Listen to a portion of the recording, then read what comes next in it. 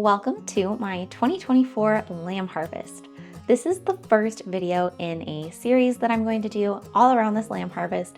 And in this first video, we're going to go over harvest day, the initial hanging, and then the initial carcass breakdown. So I go about this in a little bit of an unorthodox manner. And I would say that I am a sufficient butcher, not a proficient butcher. So this is not a tutorial, but just a glimpse into my process. And hopefully if you are a beginner butcher, you will find some encouragement to not only break away from conventional grocery store cuts, but just have peace that you're not gonna screw it up. It's still gonna be delicious and edible, even if it's maybe not the most aesthetic or traditional cuts. After this video, we're going to get into so many other fun things like making bacon and cured sausages, doing tallow from the fat, and then making tallow soap. I have so many fun projects that I cannot wait to share with you guys, and those will all be updated onto one playlist, and they will be in this video description as they are completed. So with that, let's get on with the harvest.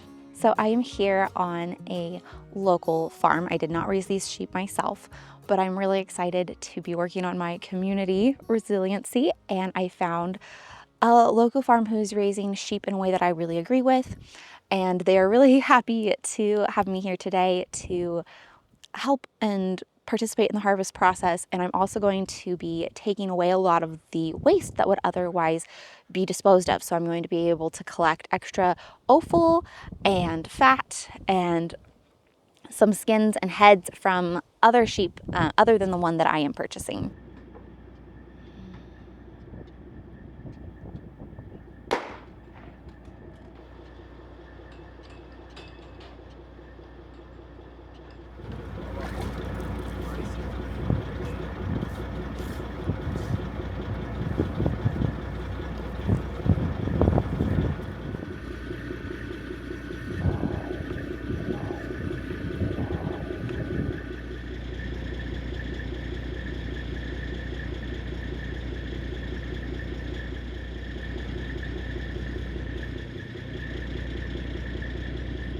I'm home with my car full of goodies. I got all of the kidneys, several hearts and livers, a bunch of nice kidney fat, even some hides, and of course my lamb. So now I'm going to haul it over to my gambrel and get it hoisted up. I'm going to let it hang the rest of today and overnight, and I'll start processing it tomorrow.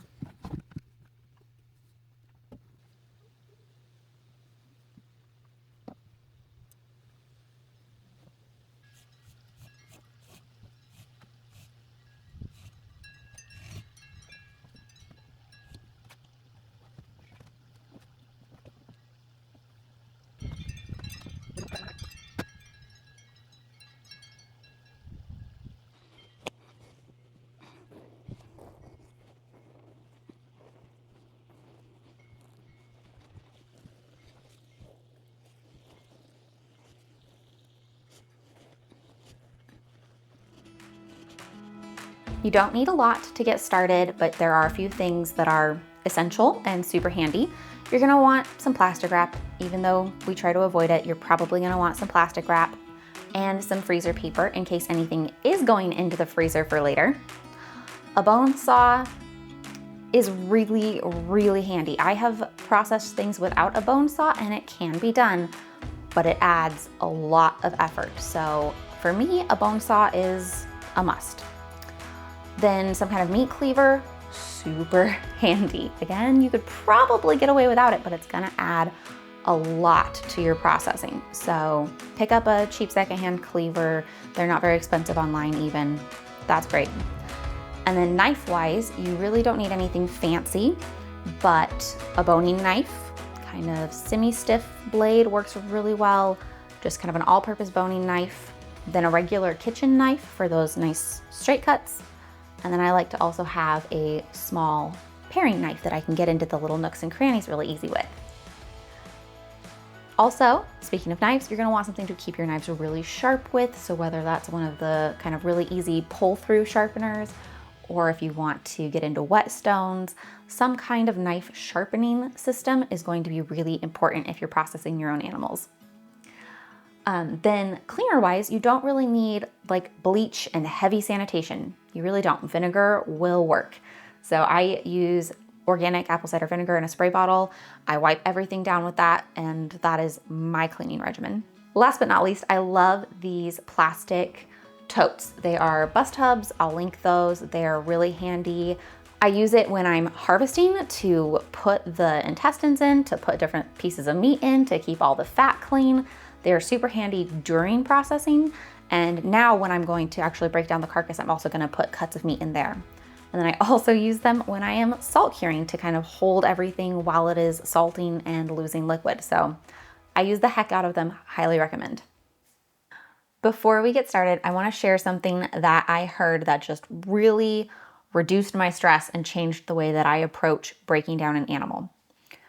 Brandon Sheard over at Farmstead Meatsmith, amazing work, check him out.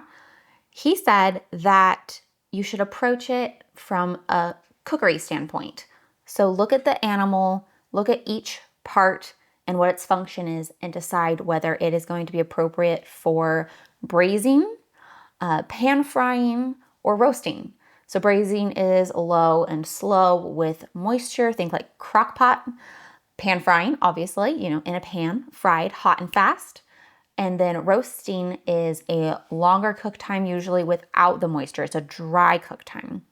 And that really gave me a lot of peace about not having to have a specific, like, standard grocery store cut, but still be able to say, I know how I'm gonna cook this and I feel confident in making that delicious. So we're gonna start by getting this into primals, which just make it so much easier to handle. And then we'll go from there. But before we even start cutting the primals, we need to remove the kidney fat. And I actually take the kidneys out before I hang my animal. Some people leave the kidneys in to age with the carcass, but I pull them out. There's still some fat in here though.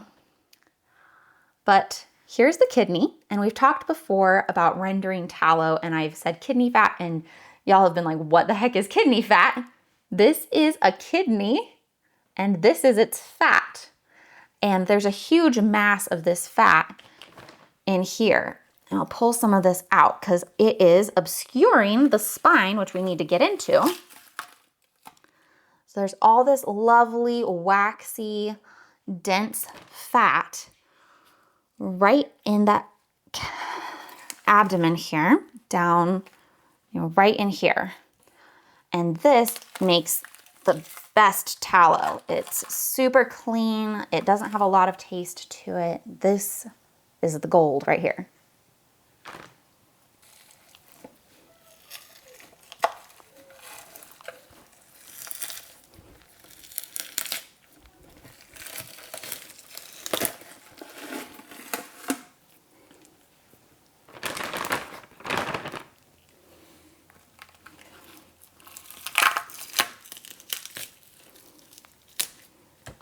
Okay, once you've got all the fat out of there, we're gonna try to find the right joint on the spine to get these legs both off.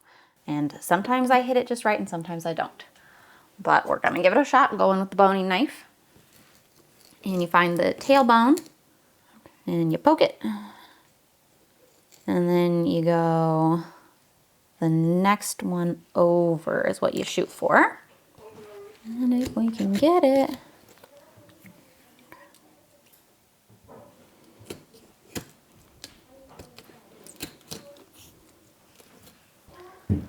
Then we're also gonna go here, we're gonna cut this flank loose to about that point.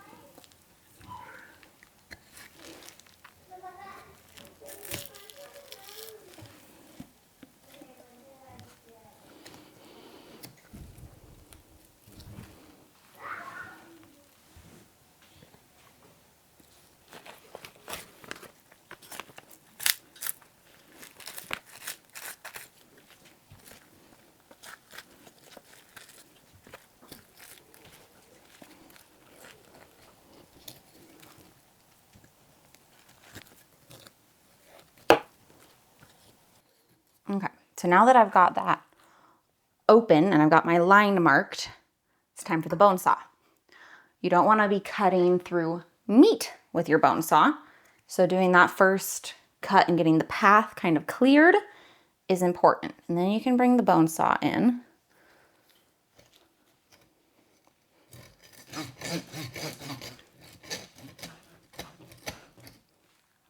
Okay.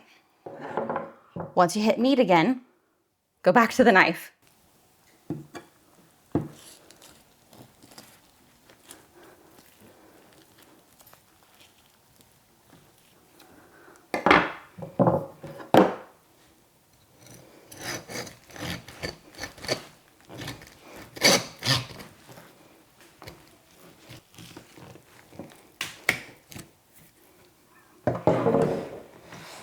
Okay, let's see.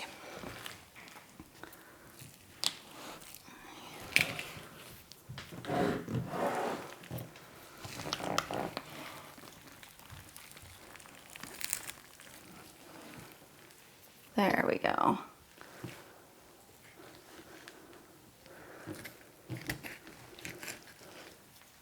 Need my longer knife. Longer knife. Let's just finish that. So we've got the legs off. Let's go ahead and get them split in half. I'm just gonna draw a line with my knife right down the middle here.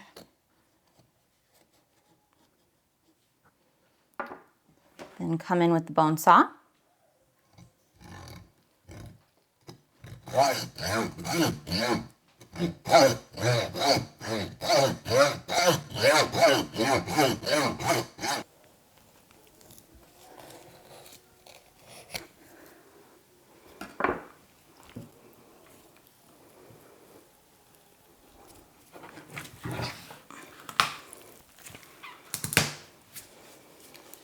Okay, I'm gonna drag this over the edge here. And I'm gonna see if I can just pop the rest of this apart.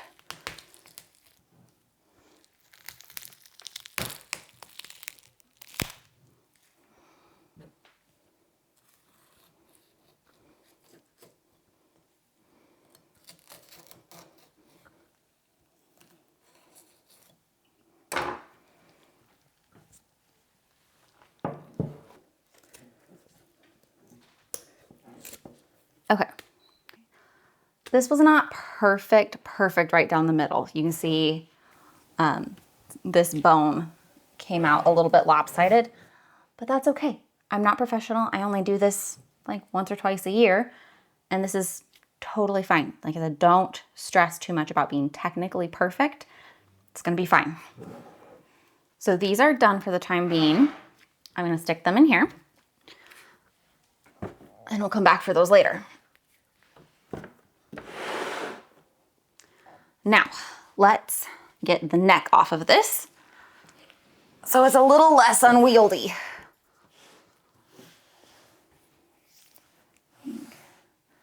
You don't want to go too far down on the neck, so just a little bit up here. We'll make a gamble. We'll make a stab at it. Somewhere right in there.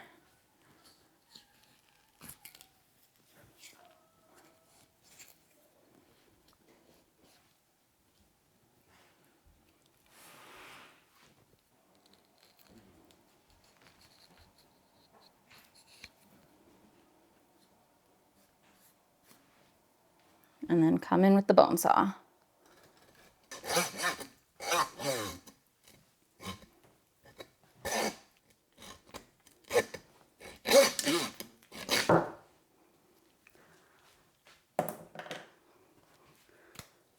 Neck. This is actually really delicious. Braised. Braise your neck.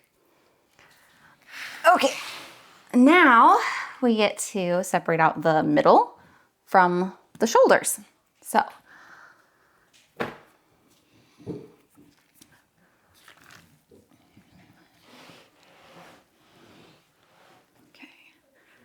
So here's what I do is from the shoulders here, just under this armpit, I'm gonna mark my line.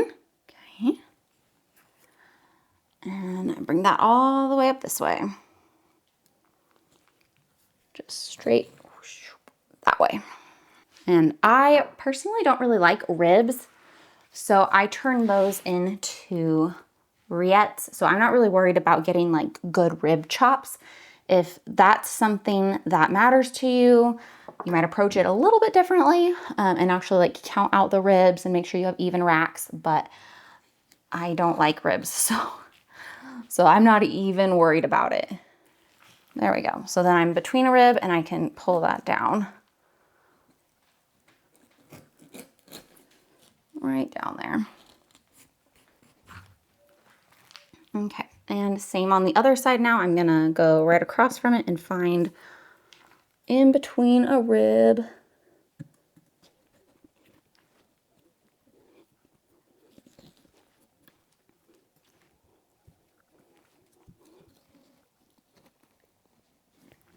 There, okay. And rolling it over again. I'm gonna draw kind of a, let's see if I can scooch this over for you. Okay, I'm gonna kind of score from here down and get this chunk separated off.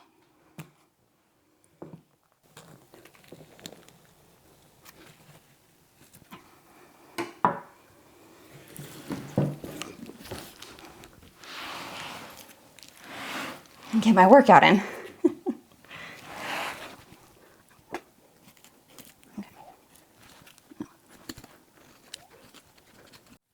Now, like I said, I don't really want ribs, so this is different. If you want ribs, you can take your bone saw and you can saw this, but I'm gonna take my boning knife and kind of trace out the ribs so that I just have this whole belly piece, and it'll be like, I'll turn it into lamb bacon pretty much.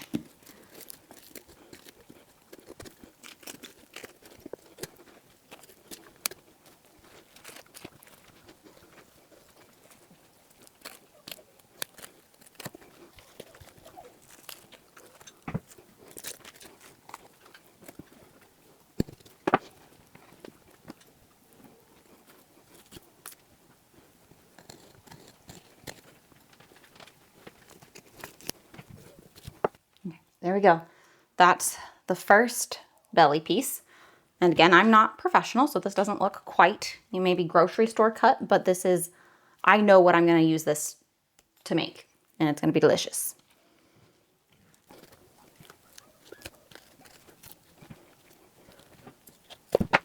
Piece number 2, that will turn into lammy style bacon.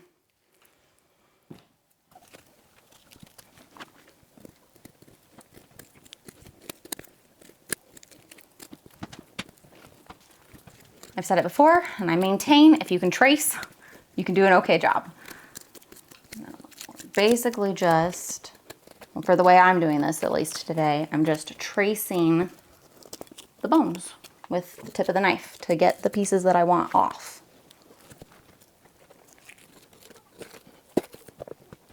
Again, sometimes if you hang this over the edge of a table, you can kind of crack it. I'm gonna try.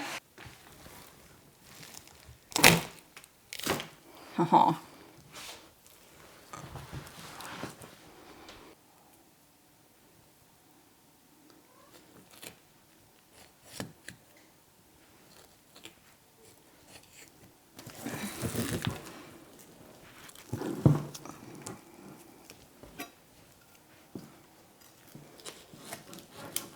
There we go. There we go. So we got the shoulders off. Now I'm gonna finish breaking down this middle section. I want to get the loins out right here, and then the rest of this I'm gonna just leave because this is gonna turn into really nice gelatinous potted meat. And that's just how I personally know that I want to enjoy this, so that's how I'm preparing it. You might want to go about this a totally different way. It just depends on how you envision eating this.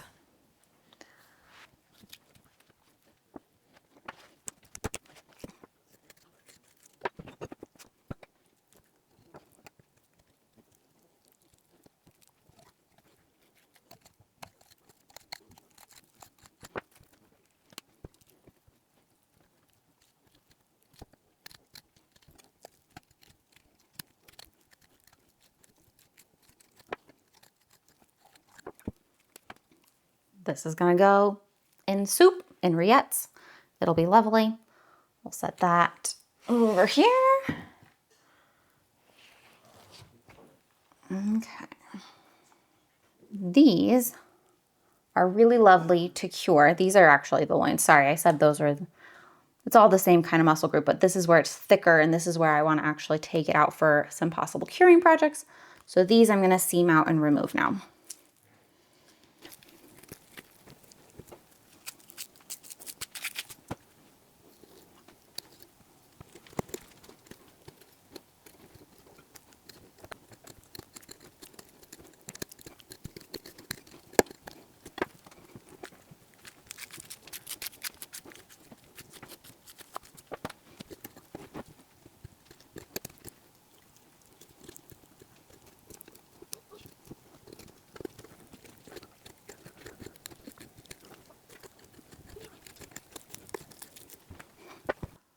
Now we just need to get these shoulders separated. Lots of different ways to do this, but I'm going to come in with my knife and just kind of seam around these bones here.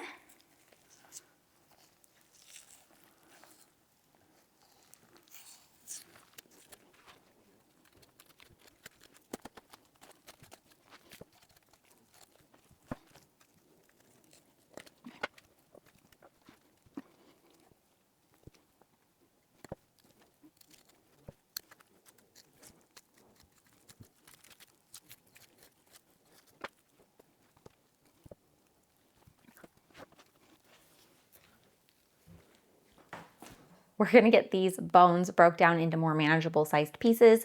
These are going to be used either for bone broth and meat stock or possibly rillettes, but I'm not gonna finish dealing with them right now. That will be a little bit later in another video. We're gonna kind of do this like a series, so keep watching for that. But right now we're just gonna get them broke down into manageable sized pieces.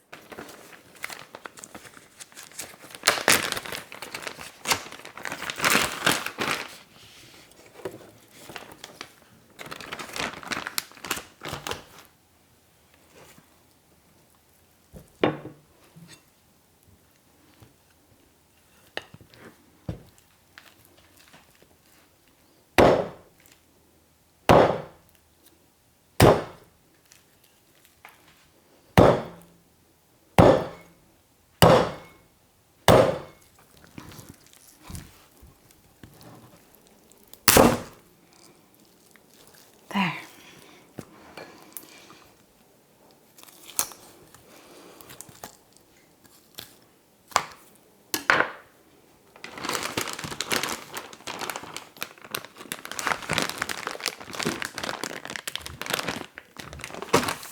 This is like a chunk of neck and spine and randomness.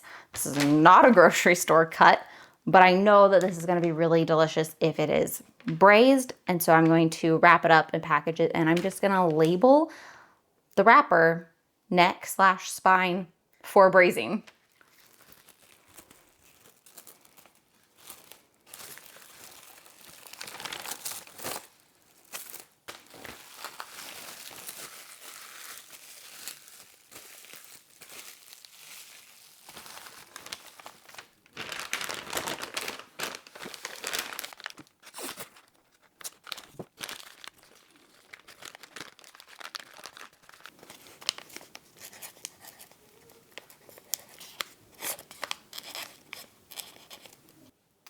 So now we've got the rest of the rib cage here.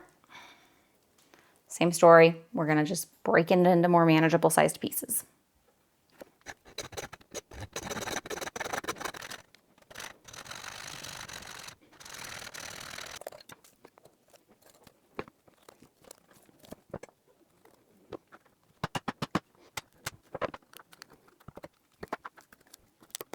I'm just gonna get these packaged up and put them in the freezer for now, and I'll come back and deal with them a little bit down the road.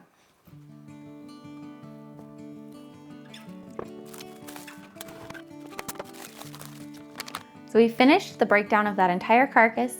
We've got things ready to be cured now. That's what's up next. So if you enjoyed this video and you're excited to see more, don't forget to give it a thumbs up. Let me know what you think in the comments, maybe share it with a friend, and subscribe if you haven't already. Next up, we are going to be making lamb bacon. I've got a lot of charcuterie projects, but bacon is first up, so click on that right down here, and I'll see you in that video.